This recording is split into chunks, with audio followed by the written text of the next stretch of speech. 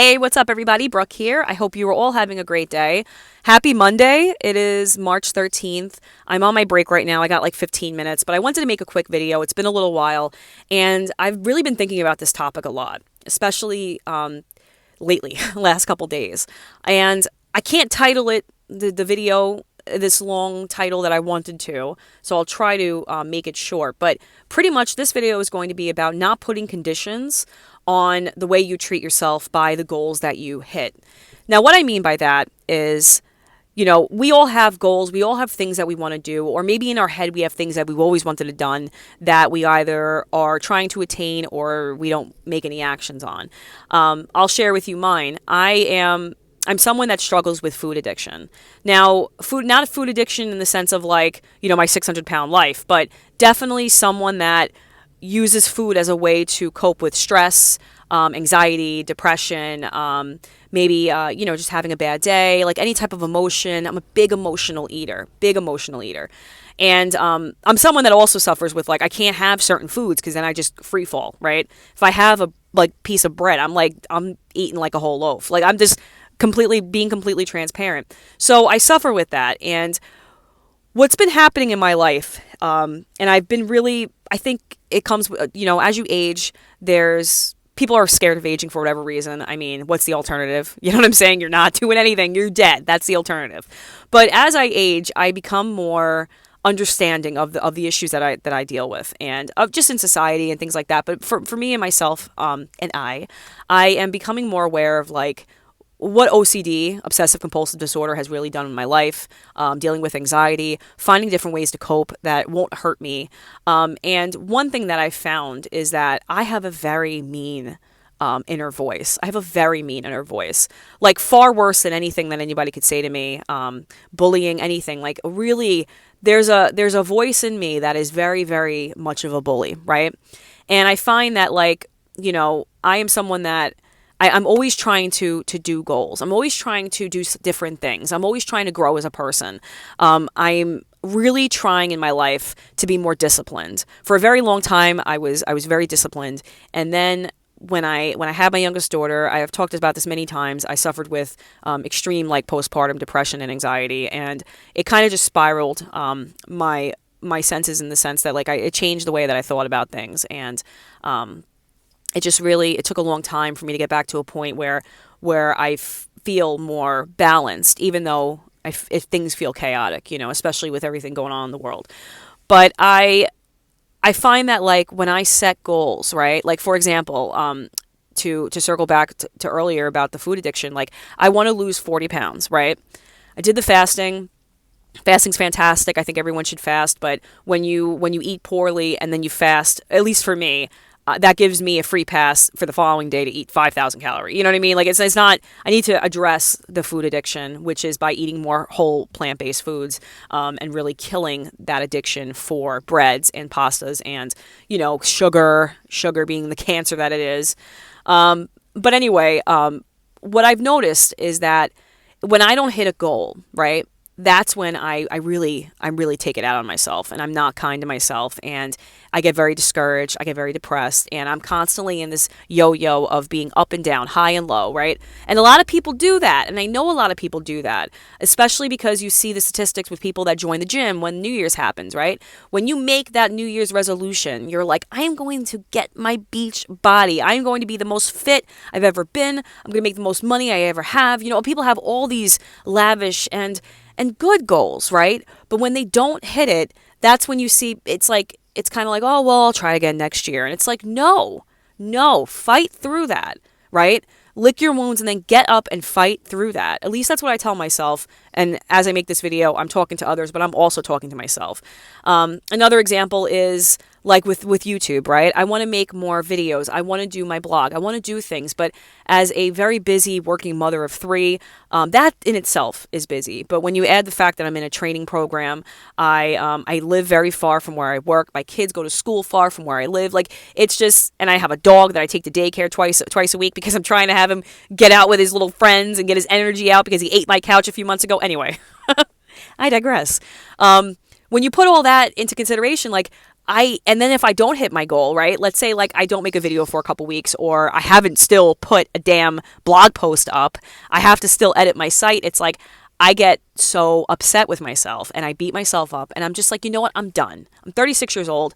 I'm done like treating myself like crap. And I feel like people who are listening, stop putting conditions on the way you treat yourself based on the goals that you hit, because it's not you'll always be stuck in the rut then, because we're human and we make mistakes. And I could be eating clean for months and then have something. I'm not going to turn around and beat myself up and then lose all the progress that I had. You know what I mean? So I just wanted to post this video because I feel like so many people are on this merry-go-round, whether they admit it or not. Like, really think about it, right? If you're someone that, unless you're someone that's comfortable and like, I don't want to say stagnant, but unless you're someone that doesn't really make goals and like you're comfortable, things are cool, you're in shape, or maybe you're happy with the way that your health is or whatever, and you're in a good job, whatever, like then I'm not really talking to you. But for the people that are always trying to become the best version of themselves, they're always trying to strive to, be more healthy, make more money, do more things, travel, have more freedom. I'm talking to you. Like, when you treat yourself like crap, and I'm not talking about being disciplined, because being disciplined is one thing, but being abusive to yourself is another thing. And it is never going to blend well if you treat yourself like crap. You know what I mean? If you treat yourself poorly, it's never going to manifest in something good. It's just not, because you're never going to just hit the ground running and run right at your goals. Things are going to happen. You're going to have obstacles. And I feel like it's a maturity thing. Like, I can't keep beating myself up. Like, I just cannot keep beating myself up because I'm not reaching these, obtainable, but definitely difficult goals that I set for myself. So if you're someone that's setting goals, if you're someone that has set goals, if you're someone that fails at goals, if you're someone that gets depressed when you don't hit those goals, just take it as a reminder, right? Take a breather. You don't have to fall off the wagon and lay there for, 8 months, you know what I mean? But definitely, like, mend the wounds and then get up and get your ass back to freaking hitting those goals. Like, I refuse to not live the life that I want. I just refuse. It's just not going to happen anymore. And I'm not going to beat myself up anymore. I'm done. I'm so, like for example, okay, sorry, I'm all over the place. I got like 3 minutes. I'm exhausted. I hate daylight savings time. That's just beside the point. You stole an hour. Give me my hour back. I demand my hour back. And then I hear legislative, or they're going to pass something like, oh, well, we'll take it away. I'm like, yeah, in the fall after I get my hour back. But anyway, for example, I beat myself up all the time, but like I'm doing core drilling for all my plumbers out there. What's up? Solidarity, right? Union solidarity, whether you're a union or not. But I am doing like 8-inch core drilling, right? And I have nobody helping me. That machine is so heavy. I'm wheeling it around on a cart. The core drill itself has one missing wheel. You know what I'm saying? So it's like I'm literally on the struggle bus that has a flat tire, and I have to get it to its destination that's 10 miles away, So it's like I keep trying to show myself, like, these obstacles are hard. Sometimes they're easy, but sometimes they're really hard to get through.